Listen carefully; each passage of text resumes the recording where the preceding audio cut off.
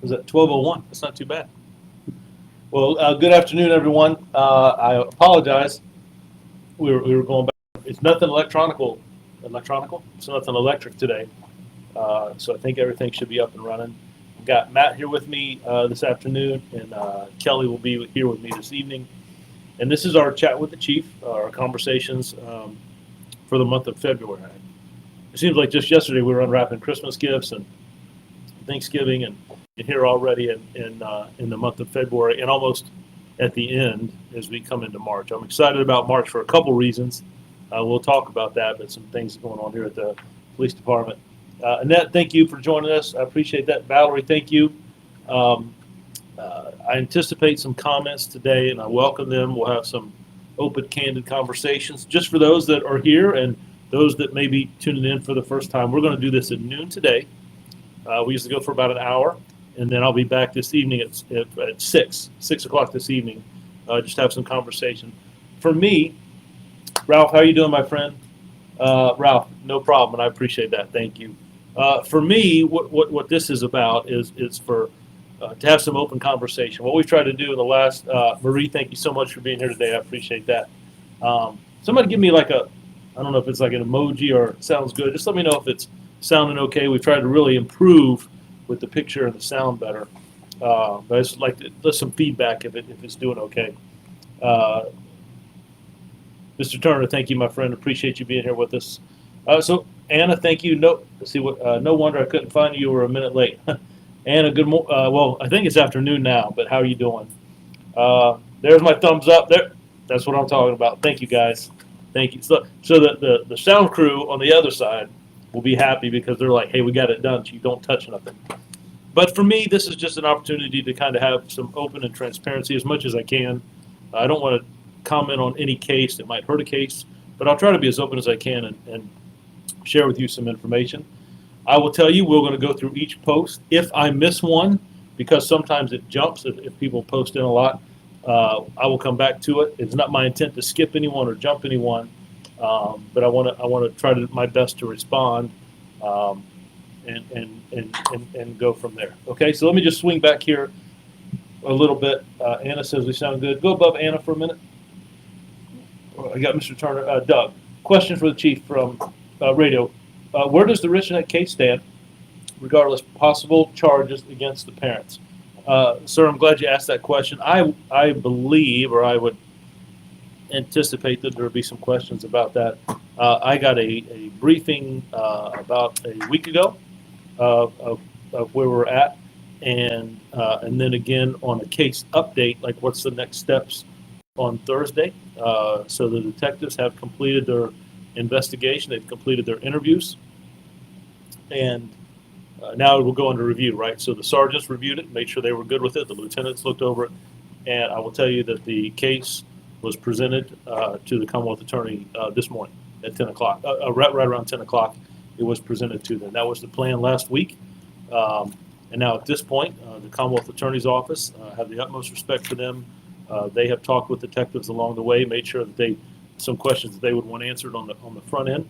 They will also go through it, and then where the facts and the law is, they will make a determination if or when any charges would be placed, if that's something that they feel where the evidence is right and where the case is. Now, there may be, just being open and transparent, like in any case, there may be some other things that the Commonwealth Attorney looks at is if they were to pursue charges that they may ask detectives, right, to go back and ask questions about. There might be some things, hey, we'd like this person re-interviewed, or we'd like to clear up or clean up one or two statements or something with forensics. So that very well may happen. But the investigation is completed at this point. Now there is we may talk about some of the things that went into how long the investigation, what were some of the challenges we had, right? We had a lot of witnesses, a lot of students, a lot of children to interview, and that took a long process. It's just some things tedious that we have to do. And when you work through a psychologist for those interviews, you're trying to schedule multiple things. But I could not be more impressed with the detectives. It's not something we wanted to rush through, and I'm sure we'll have some conversation about that. Let me get let's scroll back up to Doug. Let's start with Doug and work our way back down. So, Doug, that's a great question, and I appreciate that, sir. Uh, Ford, thank you, my friend. I appreciate you. Anna, very good. Thank you for the sound. Is it Sandra? Yes, great. Sounds very good. Valerie, thank you. Hey, Chief. Haley Wavy here. Is it no? Good to have you on board, Haley. I appreciate you. Ralph, thanks for being here. Don't break it, Chief. Yeah, Ralph. I don't. They don't let me touch much, my friend. Is it? What is going on in Rich Neck? So on the question from Katie, what is going on at Rich Neck? Or so, Katie, give me a little bit more about. Are you talking about today, or with the case? Tell me a little bit more. Just clear that up for me a little bit. Ms. Morgan, good afternoon. We need an update on the Rich Neck investigation. It seems to be going far too long, and answers are expected. So, Ms. Morgan, let me share this with you.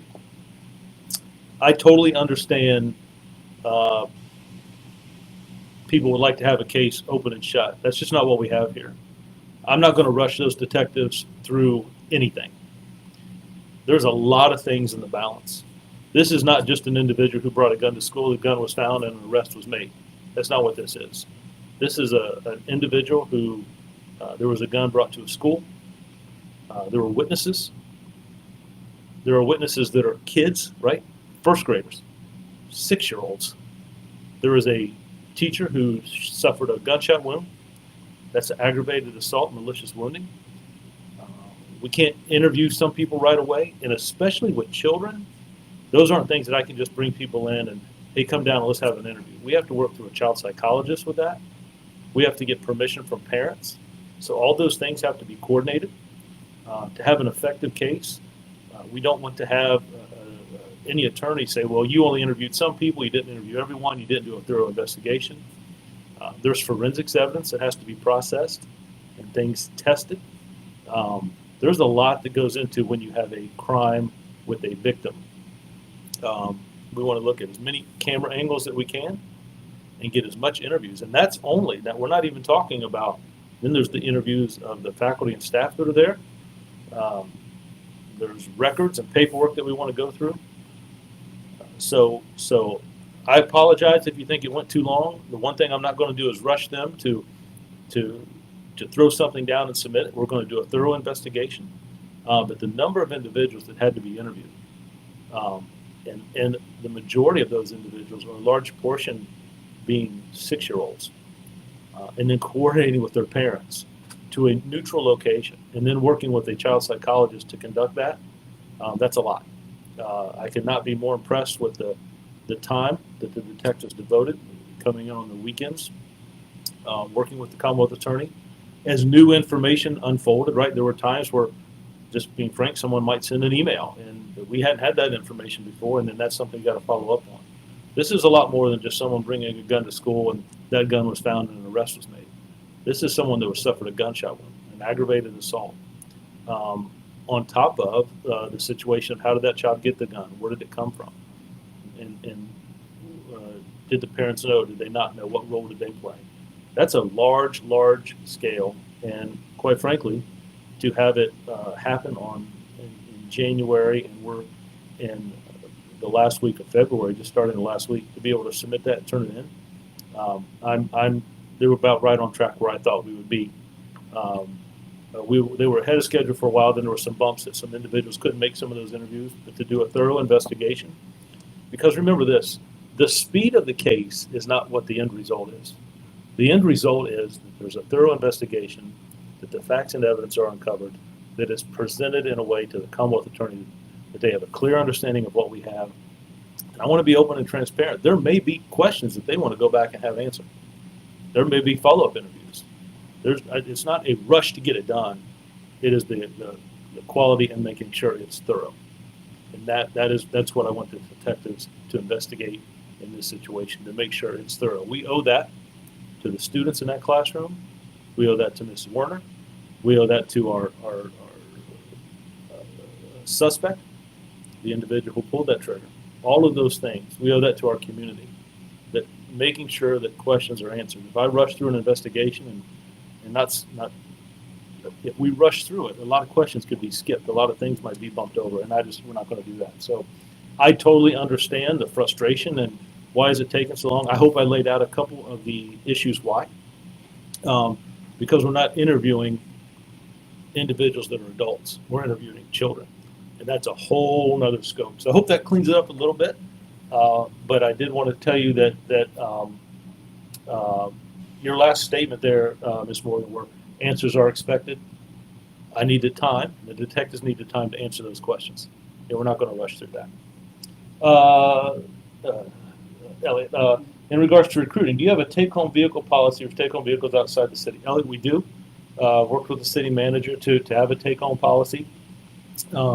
We use a radius outside of the city limits for individuals who qualify. We usually give a car after they're off probation, good standing. And then also the take-home policy also applies a lot to if you have a position in the department that requires you to come back. So a homicide detective past their normal working hours, forensics after the normal working hours. If you're on the tactical team or the SWAT team and something occurs at 2 a.m. So those type things that require, if there's a missing adult or a missing juvenile, one of the special victims detectives come back after hours. So that all plays into one. If you qualify, we do have a take-home vehicle policy. Those that are in patrol operations for a radius, and then those that are in assignments where it requires that we would have them come back. That's a great question. Valerie, thank you. I appreciate that. Can you comment on the 5th grade student? Mr. Turner, we've had a couple situations over the weekend. Just 5th grade student where? Just clarify that for me, and I'll be glad to. I think I know what you're talking about, but there's a couple situations we had. Andrea, will anything be done to the students who started rumors about the active shooter at Passage, the bullet found at the knife at the bus stop? Andrea, I will tell you, so some of those things we look at, right? So there's kind of a fine line. We work with the school system hand in hand.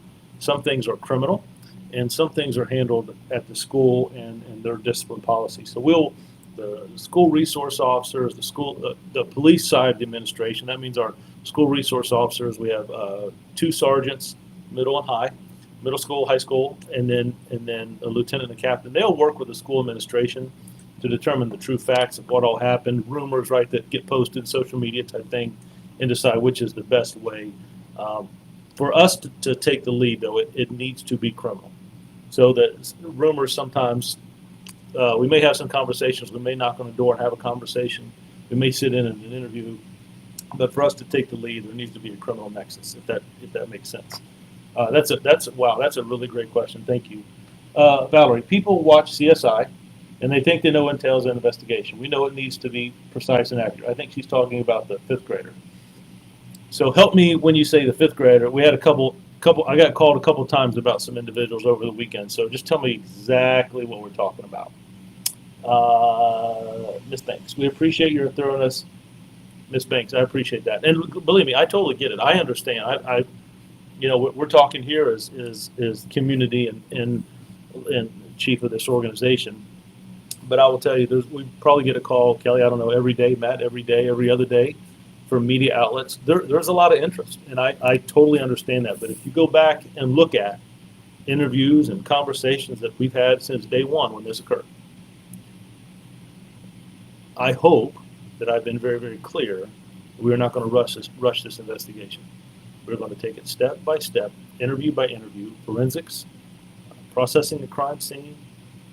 And we have had individuals that we didn't even know about that have come forward and wanted to talk to us.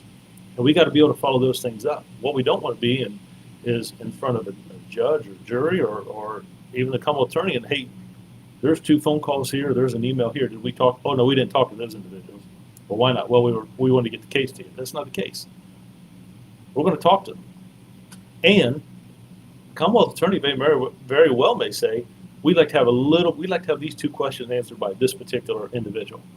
And then we will go back and do that. So it's going to be thorough. It's going to be thorough on our side. I know it's going to be thorough on the Commonwealth attorney's side. And then the decisions will be made. It's incumbent upon us to process the scene, the evidence recovered, to do those investigations and work with a child psychologist, to interview faculty and staff, the teachers that were there, to go through records that the school may have or that Human Services may have. That's a lot to that. So But I do. Clearly, please understand, I was there. I was there when students came back to school. I'm on the other end of phone calls when parents are calling in. I'm on the other end of messages and phone calls from media here and across the state and across the country. So I understand the interest, but I cannot allow any of that to jeopardize the investigation or the speed that some might think it should be done by this time or it shouldn't. There's a lot of different things. No two cases are alike. But I will tell you, we worked hand in hand with the Commonwealth Attorney, and I was glad to hear. I knew last week that it would be delivered today, and I was glad to get that confirmation. So we're on a time where I think we should be at this point, and I'm happy that we were able to hand that off. And it's my hope that there won't be much follow-up, but if there is, then we'll take the time to do that. So Ms. Banks, that's a great post. David, Chief, we have a severe speeding problem along Orchid Avenue from the Hampton line to Briarfield. This is all day and night. The other night, 2 cars were drag racing and moved way beyond interstate speeds. Dave, I appreciate that. I will pass that on to the precinct captain and the lieutenants there. I will tell you, it's funny you bring up speed. I don't know if you saw the accident that happened in Gloucester or if you heard about some of the things that we had in our area, but there is a car club type thing going on, and I don't know how else to say it. I'm probably going to show my age. Souped up cars or muscle cars that gather. They take over a road or an intersection. We had that happen this weekend. We sent officers in. They disperse, but they accelerate and take off at a high rate of speed. A couple of them wrecked. There's been some accidents in the last couple of weeks in this jurisdiction, meaning the Hampton Roads area and others. So we're trying to address that. Yours may not be anything to do with that. Yours may just be normal neighborhood speed driving through that area. So I will pass that on, and we'll have the officers do as much as they can. I will tell you, it is my hope this year that I'm able to put that traffic division back together. And that was a group of 4, 6, 8 officers that just focus on traffic enforcement, just focused on speeding. We could deploy them to different areas of the city where complaints came in. It's important that the captain of the precinct knows those areas, but we're also, you and I both know, if you do some traffic enforcement and then you get called away, I really like having a traffic division that can augment and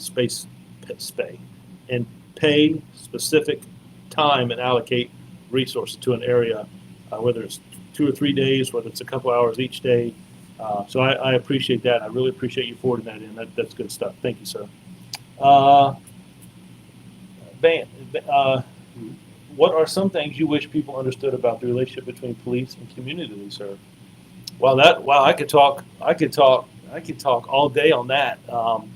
So when I talk about that, it's about businesses, it's our faith leaders, it's our youth, our schools, the police department, communities and neighborhoods. I think that a couple of things I would push out is that there are not as many individuals doing this job in law enforcement as there used to be. There's not as many as applying. We're currently probably down 50 officers in our city, but I have 20 in the academy. I'm counting those 20. I'm still paying them, but they're not on the street. So we're down about 70 officers. And a lot of your larger departments like Newport News are struggling a little bit with vacancies. So with that, some of the things we have to decrease. We don't have the ability to do all things that we have done in the past. Now, it is my intent, just sharing with you, we have an academy of 20 that will graduate March 24th. We have another academy of 24 that started February 1. And then we are hiring for an academy that will start in April. So that's 3 academies this year. So that's why I talk about it. I'll be able to, by the grace of God, be able to put that traffic division back in place. But I say those things to understand that I don't have an officer on every street corner. So that public safety and community relationships with law enforcement and the community are everyone's responsibility. We have to have open lines of communication. We have to understand resources, and there's 187,000 citizens in the city of Newport News, and we're authorized, if we're fully strength, 472 officers.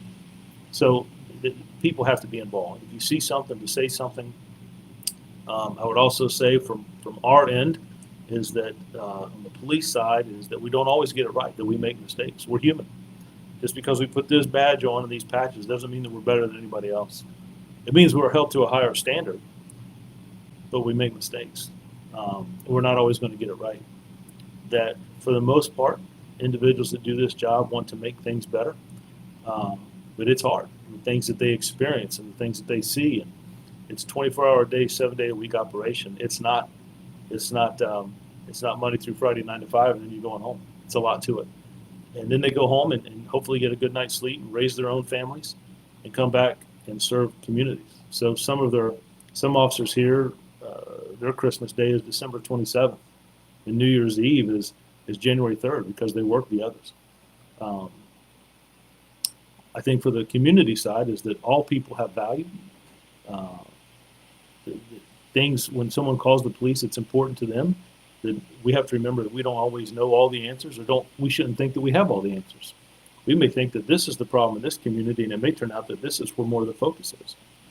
So I think at the end of the day, it's about showing respect to each other, working together.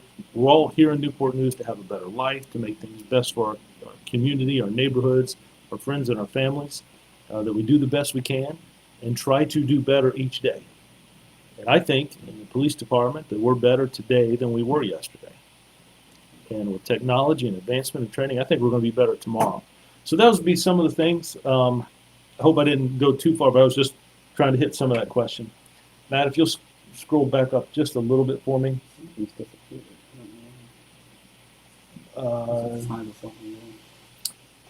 Okay, so Mr. Turner, your question about Rich Neck, I can just tell you this. If there was a question about a fifth grader, the school addressed some of that, and we addressed some of that. We did not have any issues at Rich Neck today. We did have some extra officers there. I actually talked to school officials and asked if they had any issues on their end, and then I talked to the officers that cover that on our end. Was there any issues whatsoever? But I will tell you there was some information, some posts over the weekend. Again, those SROs don't work the weekends, right? But they still responded to that. We got in touch with our analysts.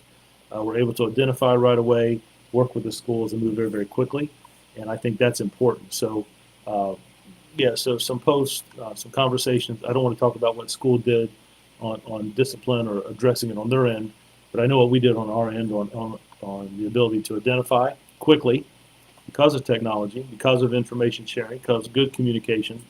And then I wanted to make sure that we had officers there, that things were okay this morning.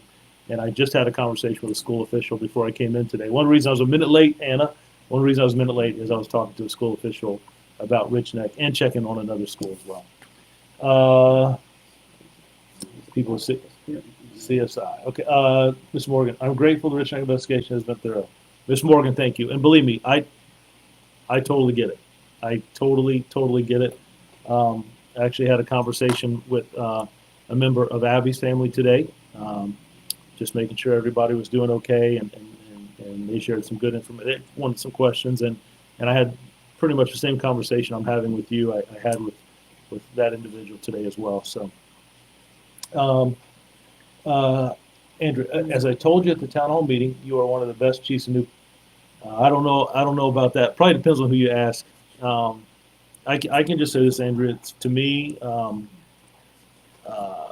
my time here, I enjoy this community. I love this job. I enjoy the people that I work with. It's some of the most dedicated people. But I will tell you, Andrew, I make mistakes every single day. Everything. You talk about judgment. You talk about thoughts and ideas. And is this the right move? Is this the right?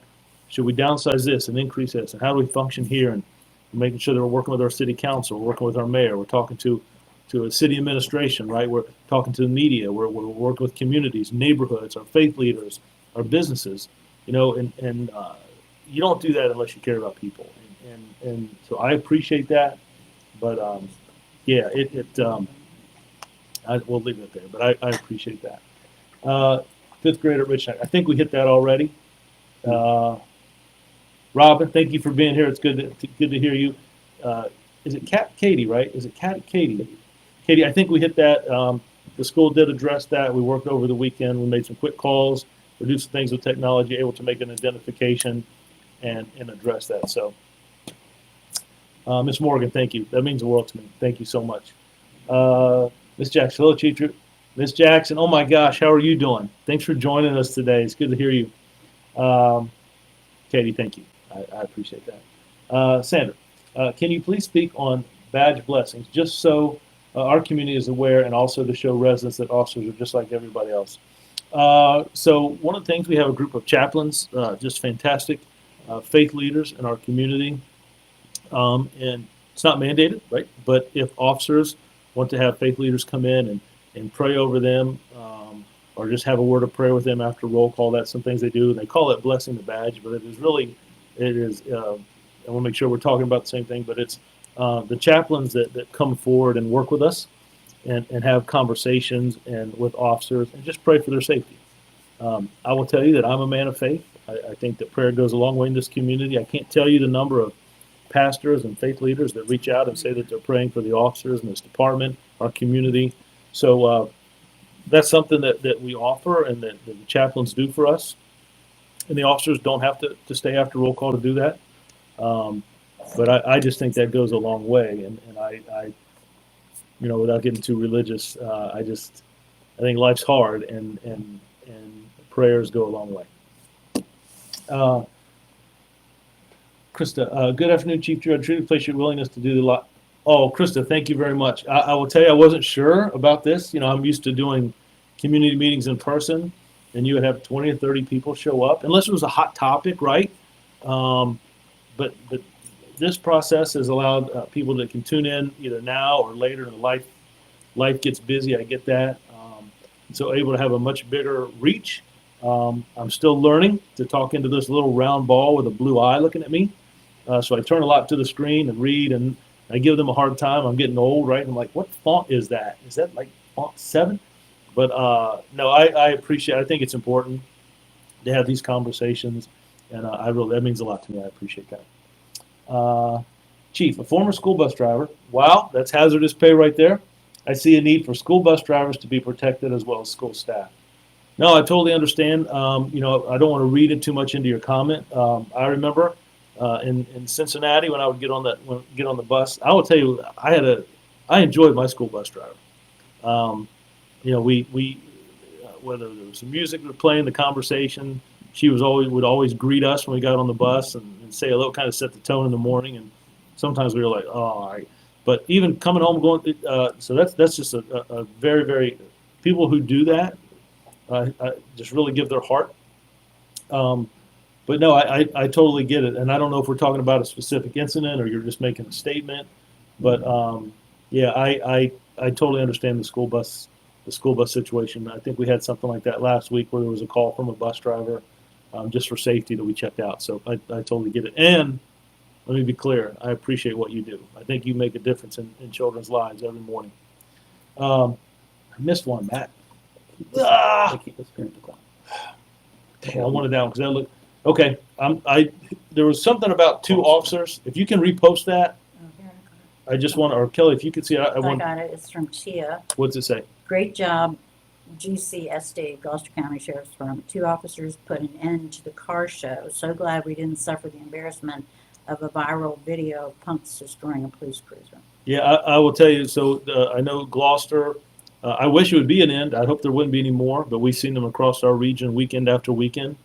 I think we had about 200 vehicles here. We were able to disrupt that, and as they fled, and then we were called. Actually, got a call from another jurisdiction to assist them. I would love to say, and I hope that is the last one. I think that's dangerous behavior, but yeah, I don't know that that's be the last we see of those. What is something community can do to help the community? Mr. Edwards, I think it's being involved. If you see something, to say something, and I know that might sound cliche, but it's not. I'd much rather respond to something and it be nothing at all. Whether it's a domestic violence call, whether it's some type of disturbance, you heard something, I would rather respond to it and it'd be nothing. So I think, what are some things citizens can do? I think it's just being involved and have open communication, right? Know your neighbors, look out for one another. Respect, yep, I would agree. Respect is definitely earned. It's not just given. People might have different points of view and may disagree, but I would agree with that. Hey, Chief, what are you doing to have an academy? Hey, Chief, are we going to have an academy in July? oh my gosh, I don't know if I can do another one. So what we used to do, when I got here, we were doing 2 academies a year every 6 months. What we're doing now is we have an academy that's getting ready to graduate in March 24th.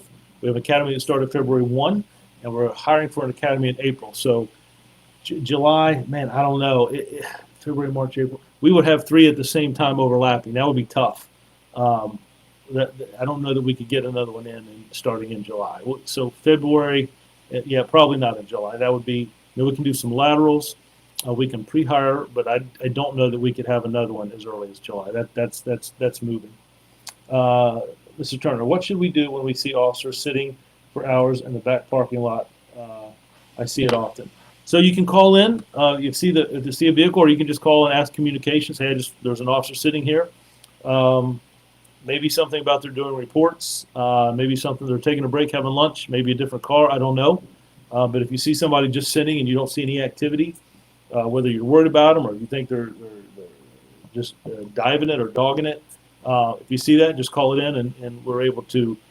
Vehicles have GPS on it, so we're able to track that. But sometimes officers are in an off-duty capacity, and they may sit off watching an area. It may be something that they're doing some type of surveillance, right? Or maybe something that they're there writing a report. Maybe a business has hired them. There's a lot of reasons, but until I know what officer that is or what vehicle it is, it would be hard to. There's just a plethora of things that it could be. But if you see that and have some concern, you can call in and let us know, or let communications know, and we can pass that up. Video record. I missed that. Can you go back up? Video recorded it and uploaded it to YouTube. Yeah, or you can video record it and upload it. Actually, there you go. Upload it to YouTube. There you go. See anything? Say, Ms. Jack. Absolutely. Thank you. Devron. Hey, Chief. I've been trying to contact you. Okay. I don't know if you're calling the main office or calling me or just trying to get in touch with me another way. But if you send us a message here, can they send a message on Facebook? Can you?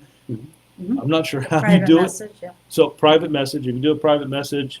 Devron, or whatever the situation is, a name number that I can shoot you a call and get back to you. I won't email it back to you on Facebook, but I'll shoot you a call. Unfortunately, citizens don't want to. Oh wait, that's probably a response, right? NPD is getting to be a very young department. They have lost a lot of experienced officers, and many of the few that are left are not being able to use their areas of expertise. Don't seem good. Tia, I'm not sure what you mean there. I look at law enforcement across the country. I look at some departments that are that people are leaving this profession. Here in Newport News, I can only speak here. I mean, I see what other departments report out on their vacancies and the number of losses. We still have people applying, but we don't have the number. And people that are leaving the profession, I've got some that have gone to smaller departments, but I'm not losing any to the Hampton Roads area, or mostly larger departments. Some people have moved out of the state, or some individuals that are their spouses are in the military, which is admirable, and I understand about redeployment. But yeah, when you talk about areas of expertise, let me share this with you. The most important expertise that a law enforcement officer has in this city or anywhere else is serving the citizens, right? So when someone dials 911, there's an officer there. So we may have 50 officers that have expertise in all these different things, and it's important, whether it's technology or drugs or traffic, whatever it might be. But if there's no one answering those 911 calls, all these expertise don't matter. We've got to make sure that we have officers, and I am not going to short patrol that we lose experience or that someone gets hurt. So there's a number of mandatory staffing that I have in each precinct. There's some requirements on expertise, and I want them to be able to use that, but I also got to keep officers safe. So I want a certain number in patrol every night to make sure that's the number one. If 100 people left law enforcement today, everything stops except responding to 911 calls. That's the top priority. So, yeah, I wish that we had 2,000-3,000 people applying. I just don't see many departments where that's happening. I talk to our friends in the region and look at their vacancy rates and shortages, and it's challenging. It's challenging. So that's why I am very, very thankful for the men and women who want to do this job. I know what they give up. I know the hours they put in. I know the heart that they have. I see the things that they miss with their own families. So that matters to me.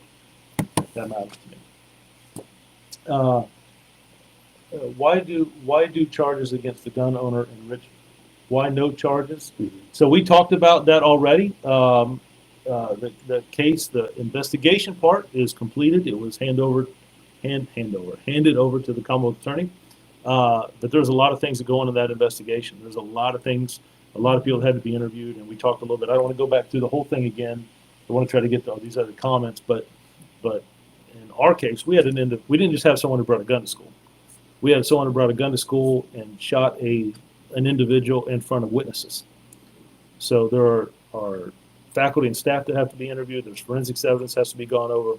There's school records that we want to take a look at. Any records that may or may not exist from Human Services, Child Protective Services. There's also interviews of 16, 17, 18 students, first graders that are 6 years old. We can't do those interviews. We have to work with a child psychologist. We have to ask permission from parents, and some were originally absolutely, and then some were not sure, and try to coordinate that. And it has to happen at a neutral site. So there's a lot that goes into that. So at the end of the day, we're not going to rush that investigation. We're going to be very, very thorough. I'm really impressed with the work the detectives done and the amount of work. And we would get calls and emails of some individuals, I know this, I know that we have to follow back up on. That slows things down, but it's okay because I want to be thorough, and we submit that to the Commonwealth Attorney. They will go through it. They'll look at the facts and what the law is. And there will probably be some interviews or questions that they want us to go back and answer or to follow up on. That's expected. But so to answer why is because that investigation, and it has a lot of components, and the Commonwealth Attorney now will look at the facts and the evidence and determine if there's going to be any charges or not. But there's a lot of moving parts that took place and a lot of things that had to be done, a lot of nuances. Whenever you interview children and work with a different entity and then have to find a different location for those interviews, it can be. So I just really want to thank the work that they did. It was a lot of work into that. A lot of weekends they came in on their time off to work on that case. What sort of resources are offered to officers that may deal with burnout and high stress during their job? I would imagine being understaffed. Wow, that is a great question. So we have a department psychologist. That's one. Two is I have tried to create an atmosphere that individuals are allowed to come forward. When I started 30 years ago, you didn't talk about if something bothered you, right? But that's such a great post that you may go to a traffic accident where no one walks away from. You may go to a crime against a child. You may go to a domestic assault. Then you do a traffic stop, and well, why are you having a bad day? I've seen some rough things today. Somebody saw some bad things. Then they go home, get a good night's sleep, hopefully, and come back and do the same thing tomorrow. And you see some of those things. They're not usually getting called to cookouts and ice cream socials, right? The stuff they respond to are when people are in need. So we have a department psychologist. We try to create an atmosphere. If you need something, if there's something missing, that supervisors or sergeants pay attention to the individuals that they work with, that officers pay attention to individuals that they work with. They have a duty to intervene if someone seems to get high stress or might be having a rough day, that they're able to interact with that. They can sometimes put two officers in a car. Sometimes you can let someone go home early. Someone might take another one's shift, but it's something we try to keep an eye on. That's why we have a chain of command, sergeant, lieutenant, captains, assistant chiefs, and chiefs.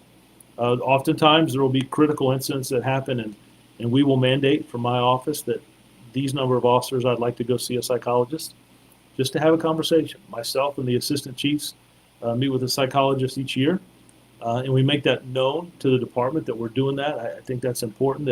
That used to be, we don't do that.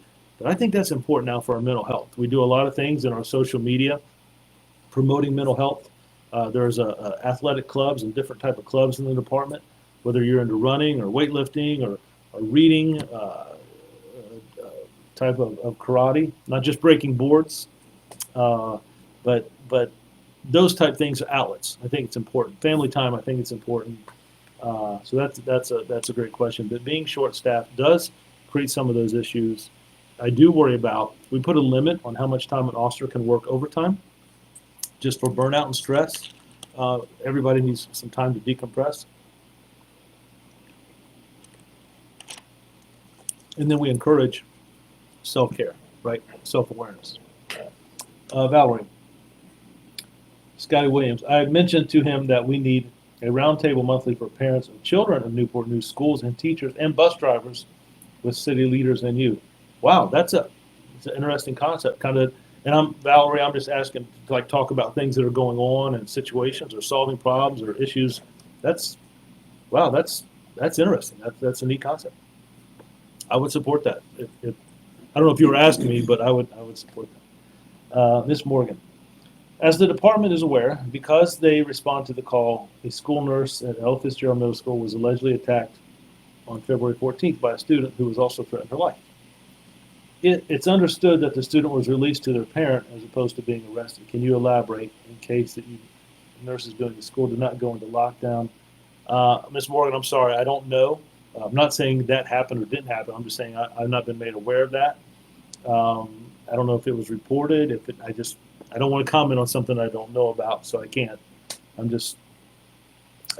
not sure. Student arrested. What was the school? Ella Fitzgerald Middle School. Yeah, I just February 14th. I just don't know. And I apologize. I will try to look into that when we get off here today. Matter of fact, I talked to our school side of the house this morning, law enforcement wise, but I don't know that I've heard of that. There's a teacher of school nurse. Yeah. I have to check. Okay, I'll check on that. See nothing, say nothing.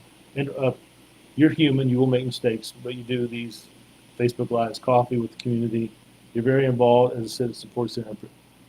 Andrea, I appreciate that. I think I don't think that you can. You know what? Let me just say that. For me, I can't be a chief that just sits behind the desk. I enjoy getting out. In the summertime when it gets warmer, I try to do some community walks on Friday evenings. I also hope that as it gets warmer, that I can do that a little before time. I enjoy walking in the community. Sometimes citizens will come out and talk to me. Sometimes they'll walk with me. Sometimes they'll wave from their windows or their doors. But I think it's important to be accessible. I may not have I can promise you I don't have all the answers. I enjoy going to the football games. I look forward to baseball starting, basketball games, attending events at the Boys and Girls Club and interacting with them and just being open, and I will share with you, I do grocery shopping at Food Line and people will stop me and we'll have some conversations. They'll tease me like, Chief, the Diet Mountain Dew is on sale. And so I just think you have to be out for me. I would rather see people, interact with people, have these conversations.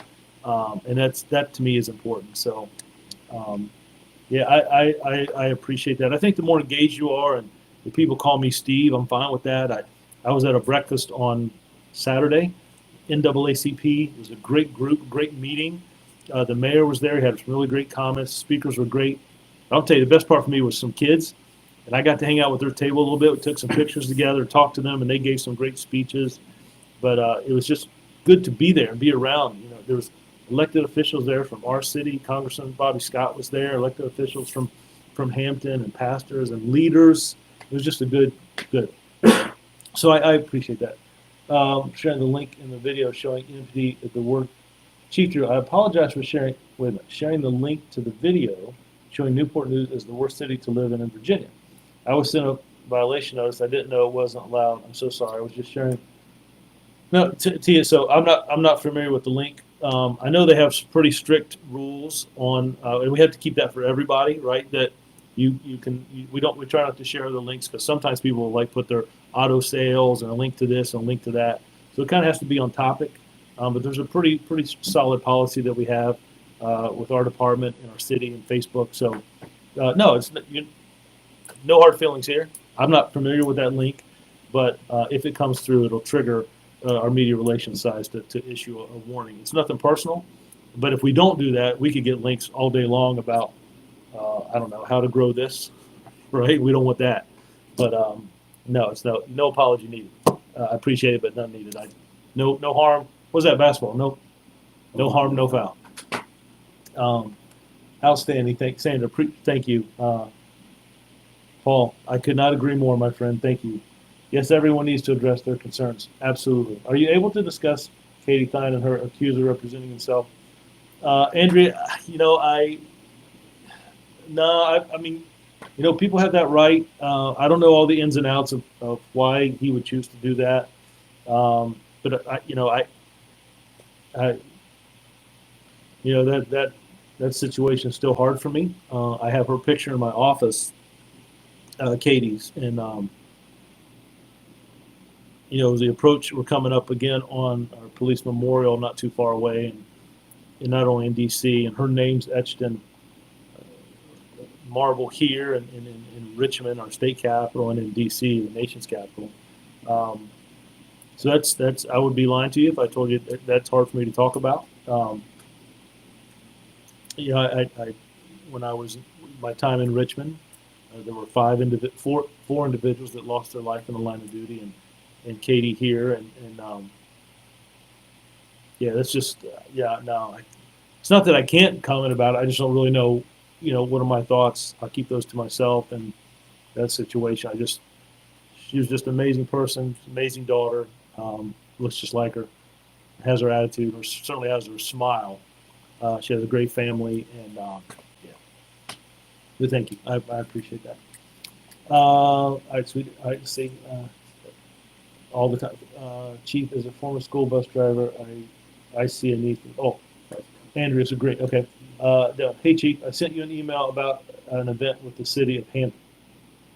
I sent you an email about an event with the city of Hampton. Okay. Yeah, I'll have to go back, Devin. Is the event already happened? Did I miss it, or I get booked up pretty quick? Not that I'm important. I just get my assistant keeps my calendar for me, and I'll have to find out. Krista, Grinstead has got to be. So, Krista, I will tell you, I'm now a grandma of 3. So, Kelly or Mac, let me make sure you write that down. Krista Downey,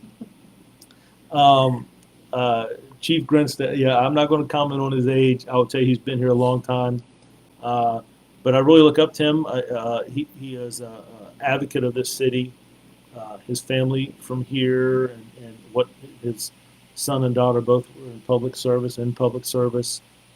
He just loves this job. He loves the community. It was Chief Grinstead who said, "Hey, what are you doing on Friday?" And I first got here. I'm like, "I don't know. What do you want to do?" And he's like, "Let's go out to an event." I'm like, "All right." And we went out and started going to the football games. And since then, every Friday, I try to go to Todd Stadium and just interact with citizens, family, and our youth.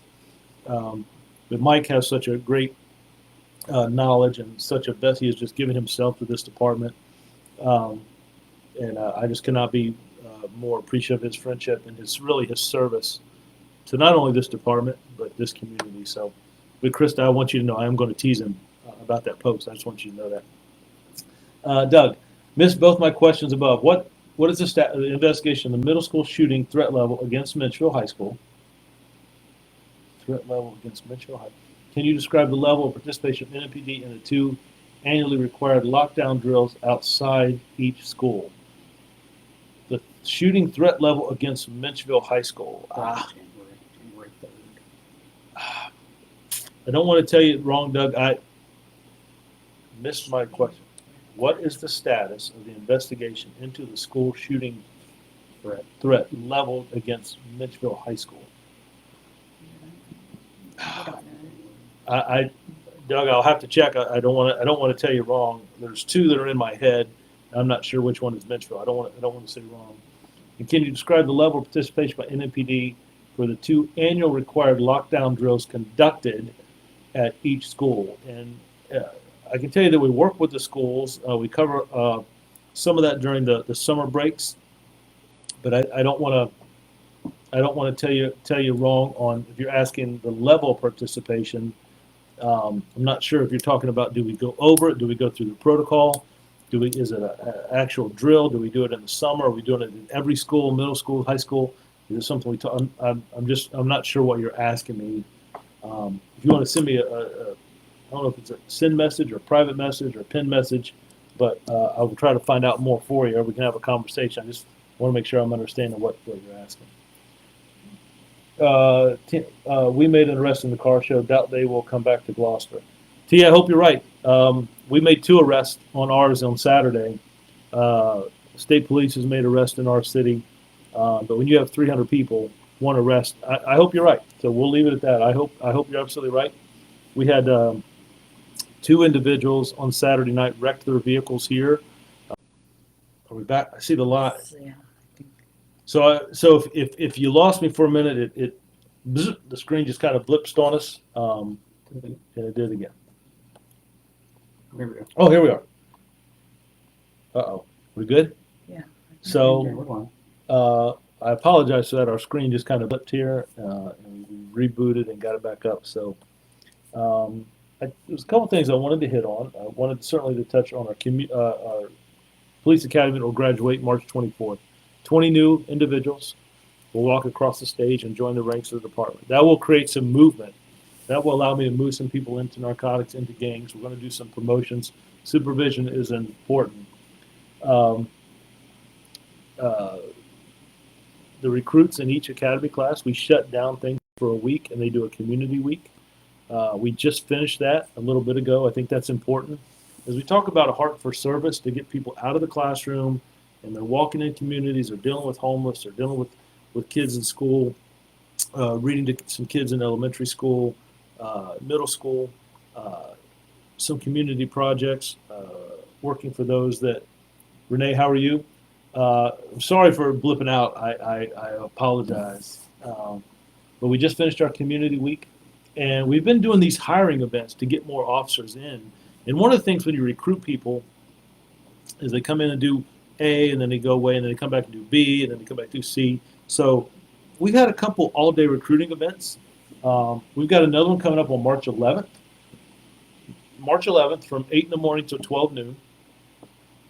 You can come in, and we're going to do A, B, C, D, and E all in one day, right? We'll have some food here you guys can eat, but we'll do the agility and the trigger pull and the test and the interviews.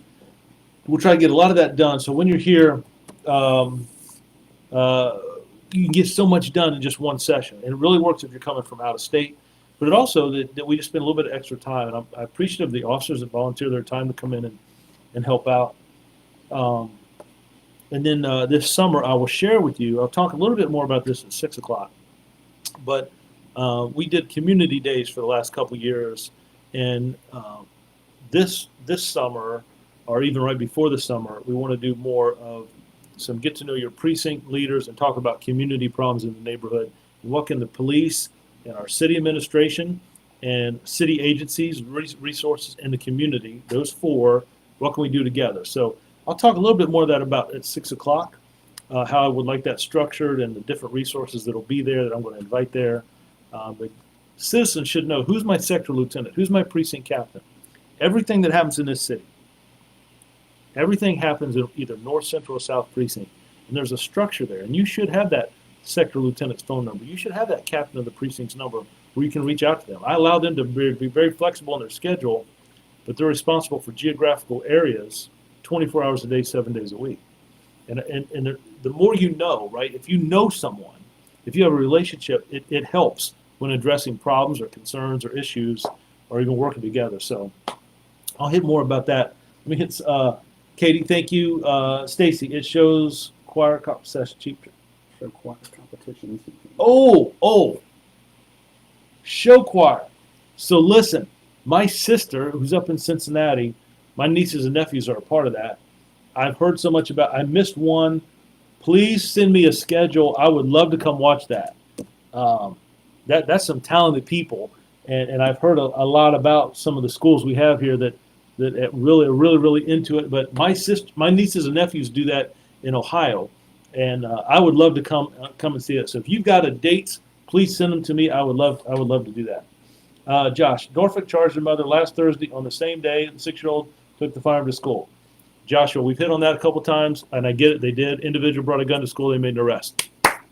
Great job. The difference is on ours, individual brought a gun to school.